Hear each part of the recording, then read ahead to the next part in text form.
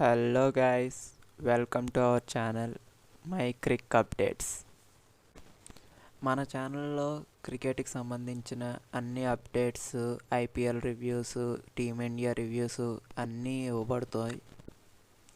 అన్ని ఐపీఎల్ గురించి, టీమిండియా గురించి, మ్యాక్సిమం క్రికెట్కి సంబంధించిన అన్నిటి గురించి అప్డేట్స్, రివ్యూస్ ఈ ఛానల్లో ఇస్తాం మీకు.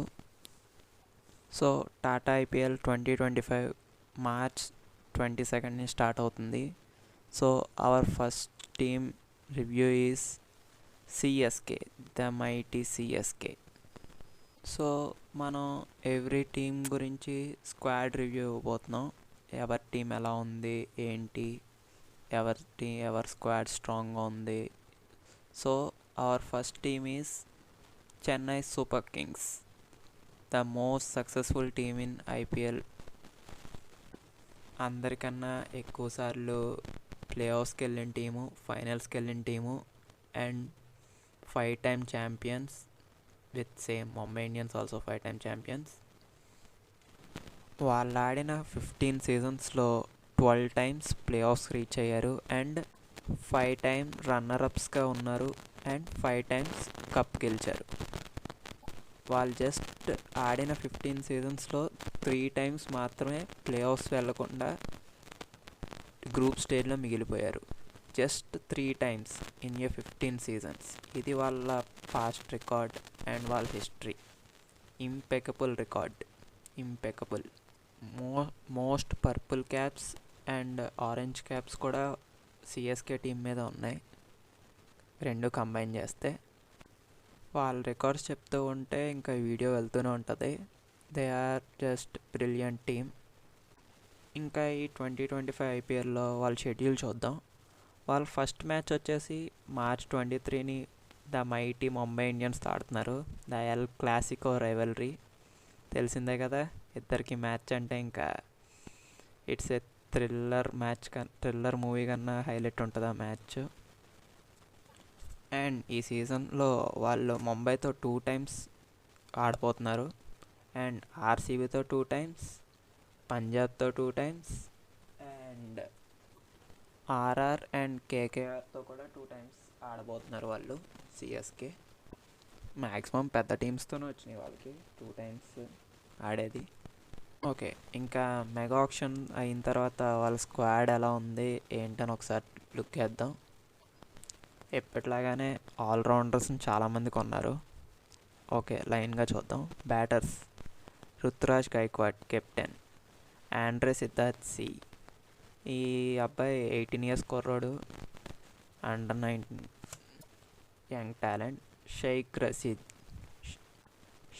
రషీద్ మన తెలుగు కుర్రోడే, బాగా ఆడతాడు, మంచి young talent. Rahul Tripathi and Devon Conway. Allrounders list పెద్దదే. శివన్ దూబే, రచిన్ రవీంద్ర, దీపక్ హుడా, విజయ్ శంకర్, రామకృష్ణ ఘోష్, ఇతను ఎవరో కొత్త ప్లేయర్లో ఉన్నాడు, Ravindra Jadeja, Anshul Kamboj, Sam Curran, Ravichandran Ashwin, Jamie Overton, Kamlesh Nagarkoti. And wicket keepers we all know MS Dhoni, Vansh Bedi. Bowlers Shreyas Gopal, leg spinner bowler. Matheesha Pathirana, వాళ్ళ బేబీ మలింగా అని పిలుస్తారు వాళ్ళని. Mukesh Choudhary, Nathan Ellyse,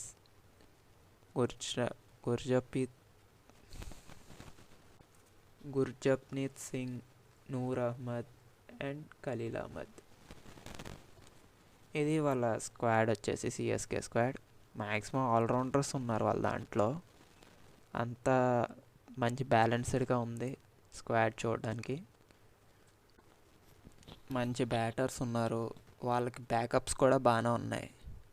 bowlers కూడా చాలామంది ఉన్నారు, చాలామంది అంటే చాలామంది బౌలర్స్ ఉన్నారు, ఫాస్ట్ బౌలర్స్. కానీ సరైన ప్లేయింగ్ 11లోకి వచ్చే ఒక్క కన్ఫర్మ్డ్ నేమ్, స్ట్రైట్ ప్లేయింగ్ 11లోకి వచ్చే నేమ్ మాత్రం చాలా తక్కువే కనిపిస్తున్నాయి. ఒకసారి వీళ్ళ స్ట్రాంగెస్ట్ ప్లేయింగ్ 11 ఎలా ఉందో చూద్దాం.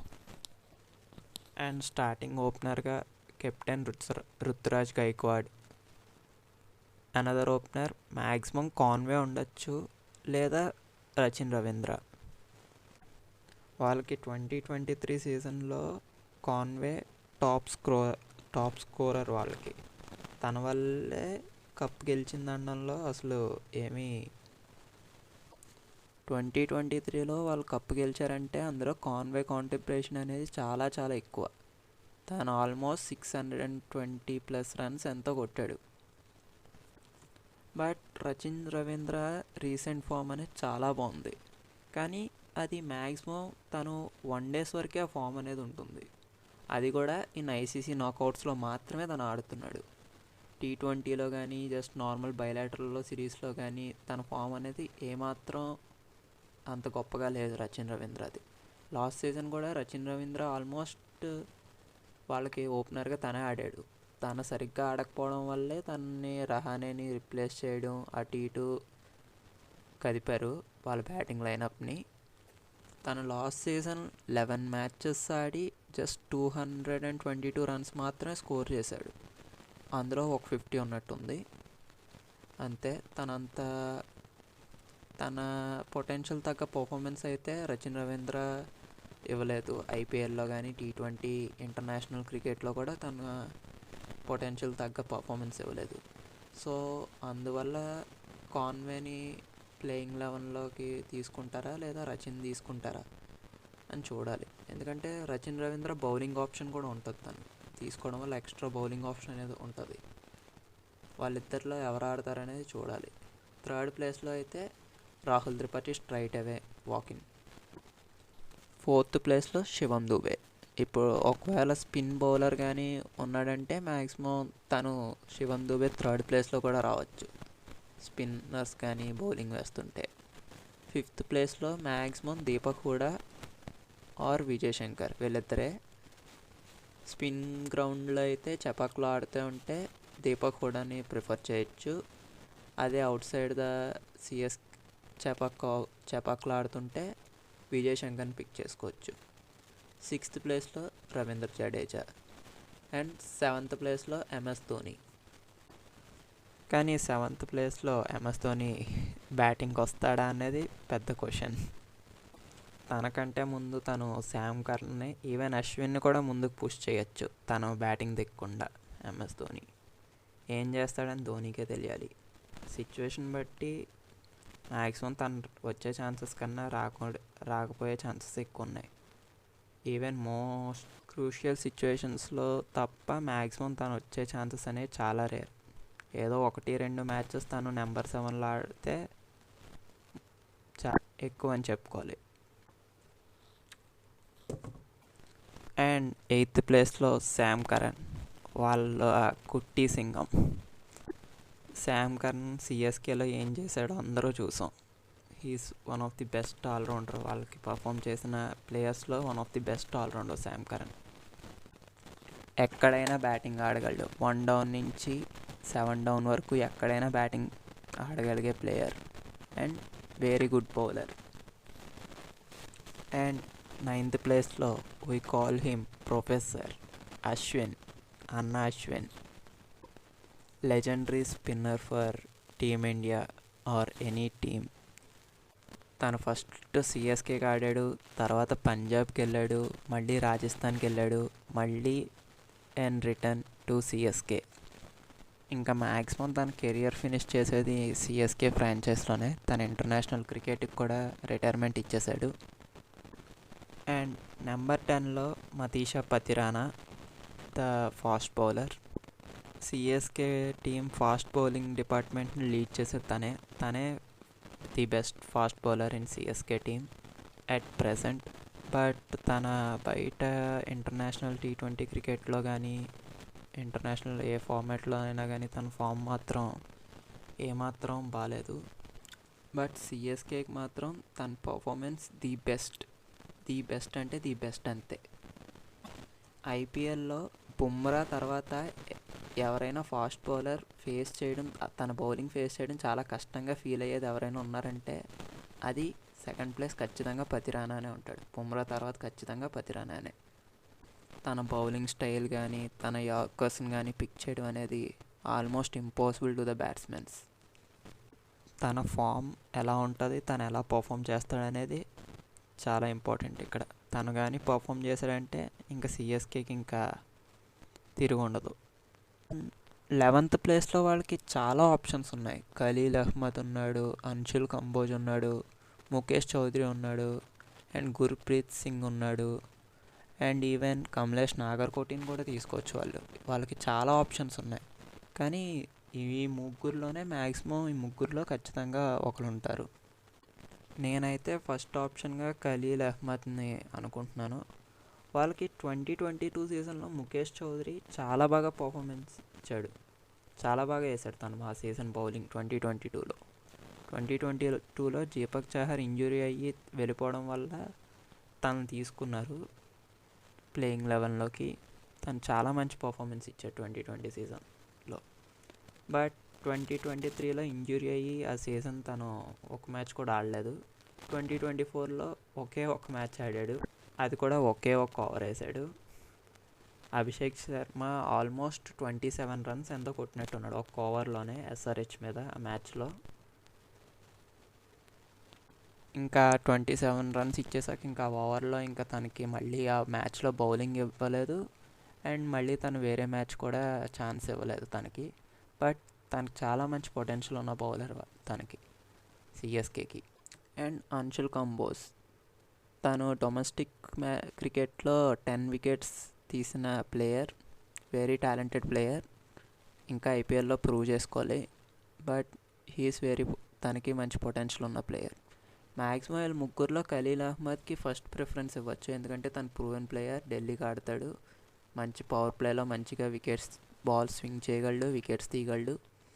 దీపక్ చహర్కి మంచి రిప్లేస్మెంట్గా ఉంటాడు. దీపక్ చహర్ లేకపోవడం అనేది సిఎస్కేకి పెద్ద దెబ్బ అని చెప్పాలి. తను ఈజీగా పవర్ ప్లేలో 2-3 వికెట్స్ అందించాడు ప్రతి మ్యాచ్లోని. బట్ ఇప్పుడు ఆ రోల్ని ఎవరు ఫుల్ఫిల్ చేస్తారనేది చూడాలి. అది చాలా కష్టం తన రోల్ని ఫుల్ఫిల్ చేయడం. హోప్ ఖలీల్ అహ్మద్ ఆ రోల్ని ఫుల్ఫిల్ చేస్తాడని చూడాలి. అండ్ ఇంపాక్ట్ ప్లేయర్ కింద Noor Ahmad or Nathan Ellis. Chepauk గ్రౌండ్లో ఆడితే ఆర్ స్పిన్ ఫేవర్గా ఉన్న గ్రౌండ్లో ఆడితే నూర్ అహ్మద్ ఉంటాడు, లేదంటే నేథన్ ఎలిస్ని తీసుకుంటారు. వాళ్ళ సిఎస్కే టీంలో ఉన్న బెస్ట్ క్వాలిటీ ఏంటంటే ప్లేయర్కి ఇంత ఎక్కువ మనీ ఇచ్చి కొన్నాం, వాళ్ళని ఖచ్చితంగా ఆడించాలని ఏం పెట్టుకోరు. టీం కాంబినేషన్ ఏం సెట్ అయితే దాన్నే మ్యాక్సిమం తీసుకుంటారు. అంతేగాని మనీ ఎక్కువ పెట్టేసామని చెప్పి వాళ్ళు ప్లేయర్ని తీసుకోరు. 2023 సీజన్లోనే అంతే. బెన్ స్టోక్స్ని ఆల్మోస్ట్ 16+ స్కోర్స్ పెట్టుకున్నారు, అయినా తను సరిగ్గా పర్ఫామ్ చేయలేదని, టీం బ్యాలెన్స్ సరిపోవట్లేదని చెప్పి తన్ని బెంచ్ మీద కూర్చోబెట్టారు, ఈవెన్ 16 crores పెట్టుకున్నా కానీ. సో వాళ్ళు ప్లేయర్స్ని కాకుండా ప్లేయర్స్ పర్ఫార్మెన్స్ బట్టి, టీం కాంబినేషన్ బట్టి ఏ సెట్ అయితే దాంతోనే ముందుకు వెళ్తారు. నాకైతే ఇదే సిఎస్కే స్ట్రాంగెస్ట్ 11గా కనిపిస్తుంది. చూద్దాం వాళ్ళు ఫస్ట్ మ్యాచ్ ముంబైతో ఎటువంటి టీంని దింపుతారు ఏంటని. మ్యాక్సిమం సిఎస్కే టీంలో ఎటువంటి ఇంజురీస్ ఎవరికి లేవు. లాస్ట్ ఇయర్ వీళ్ళు ప్లే ఆఫ్స్కి రాకపోవడానికి మెయిన్ రీజనే ఇంజురీస్. దేవన్ కాన్వే సీజన్ మొత్తం ఆడలేదు.